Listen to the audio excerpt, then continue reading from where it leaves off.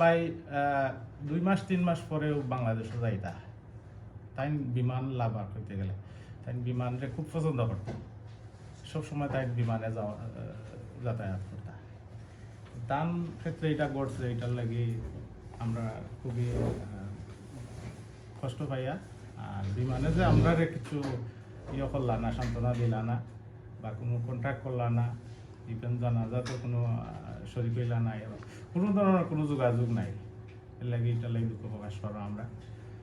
আপনারা জানেন যে ব্রিটিশ বাংলাদেশি সোহেবুর রহমান চৌধুরী বাংলাদেশ বিমানে অবহেলার কারণে তিনি মৃত্যুবরণ করেছেন এবং এই বিষয়টা অত্যন্ত মানবিক এবং অত্যন্ত দুঃখজনক। আমরা দীর্ঘ 3 মাস অপেক্ষা করে বিমানের পক্ষ থেকে কোনো সাড়া শব্দ না পেয়ে আমরা আদালতের শরণাপন্ন হয়েছি আমাদের সংগঠন human rights and piece for বাংলাদেশের পক্ষ থেকে। আমরা এখানে আদালতে 3টি জিনিস উল্লেখ করেছি। প্রথমত, এর সুষ্ঠু তদন্ত হওয়ার দরকার।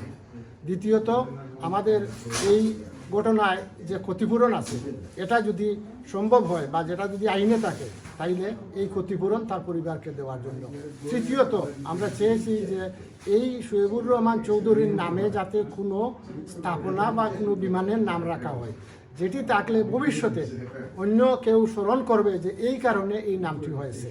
গত প্রায় 6 মাস আগে আপনারা জানেন সোহেবুর রহমান চৌধুরী নামে আমাদের যে ব্রিটিশ নাগরিক বিমান লন্ডন আসার পথে উনি হার্ট অ্যাটাক করে মৃত্যুবরণ করেছিলেন। এরপরে কিন্তু এইটা মোটামুটি আমাদের কমিউনিটিতে কিছুদিন ক্যাম্পেইন করার পরে একটা থেমিয়ে গিয়েছিল, কিন্তু আমাদের যে human rights and piece for বাংলাদেশের পক্ষ থেকে ঢাকায় এটা একটা রিট করা হয়েছে। এই রিটের মধ্যে আদালত থেকে মাননীয় আদালত কিন্তু একটা অর্ডার দিয়েছেন, একটা নোটিশ সার্ভ করেছেন বিমানের যে বিভিন্ন অথরিটির কাছে যে কেন এটা তদন্ত করা হবে না, এবং আমরা ইতিমধ্যে আমাদের চেয়ার সাহেব বিস্তারিত আলাপ করেছেন। সো আমরা মনে করি এটা একটা অবহেলা ছিল, এটা নতুবা তারা নিকটস্থ কোনো এয়ারপোর্টে ল্যান্ড করতে পারতো, এবং ল্যান্ড করলে হয়তো ফ্যামিলির পক্ষ থেকে যেটা আশা করা হয়েছে যদি ওনার হায়াত থাকতো উনি হয়তো বাঁচতে পারতেন। সো আপনাদেরকে এই ব্যাপারে আপডেট দেওয়ার জন্য আজকের এই সাংবাদিক সম্মেলন।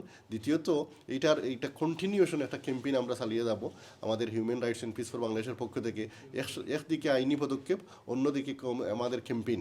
এই ক্যাম্পেইনে যাতে আপনারা সাংবাদিক আছেন এবং আমাদের কমিউনিটির নেতৃস্থানীয় দলমত নির্বিশেষে সর্বস্তরের কমিউনিটি লিডার যারা আছেন, কমিউনিটি ব্যক্তিবর্গ যারা আছেন, সবার সহযোগিতা আমরা কামনা করি। নিয়ম হইল যেটা আপনার আমরা সাথে এটা হয়েছে যে একটা তো সান্ত্বনা দেওয়া যায়, এটা বিমানের ম্যানেজারের পক্ষ থেকে হোক আর এই ধরনের কিছু তো পাইছি না। এরপরে যদি ফিউচারে এলা আর কেউ ক্ষতি না হয় ওটাও আমরা করতাম চাই। আপনি কি মনে করেন এটা বিমানের দায়িত্ব অবশ্যই এটা তো বিমানের দায়িত্ব, এটা তারার অবহেলার কারণে তো এই ঘটনা ঘটছে। তারা চাইলে তো নিয়ারেস্ট এয়ারপোর্টও যোগাযোগ করিয়া লামাইতে পারে। তারা একজন ডেড বডি লইয়া যাওয়ার পারমিশন মনে হয় না আমার জানা মতো আছে।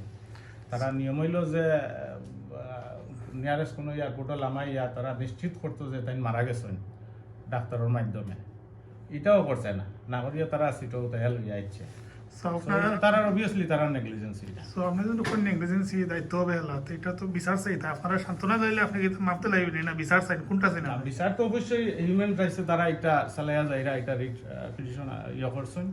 আমরা একটা লোক ক্যাম্পেইন করা, আমরা তারা সহযোগিতা করা। আমাদের রিট পিটিশনে কয়েকটা বিষয় উল্লেখ করেছি, তার মধ্যে একটি হলো ক্ষতিপূরণ, এবং এই ক্ষতিপূরণ অবশ্যই একজন বিমান যাত্রী হিসাবে উনি পাওয়ার যোগ্য, এবং আমরা সেটাই করেছি এবং আদালত সেটাও মেনে নিয়েছেন।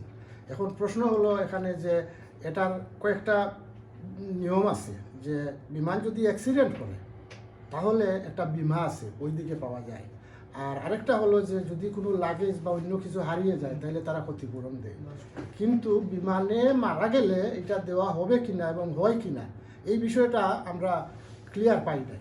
তবুও আমরা দাবি করছি যদি দেওয়া হয় ফ্যামিলি পাবে এবং তারা এটার ভাগিদার হবে, অংশীদার হবে। ধন্যবাদ। যাতে করে এই ক্যাম্পেইনকে আরও জোরদার করা হয় এবং ভবিষ্যতে যাতে বিমান এই ধরনের কোনো নেগলিজেন্সি আর কারোর সাথে না করে। আপনারা মানে কোর্টে যাওয়ার আগে বিমানের কাছে কোনো পিটিশন দিয়েছেন কিনা, বা বিমান আপনাদের সাথে এই পর্যন্ত কোনো যোগাযোগ করছে কিনা?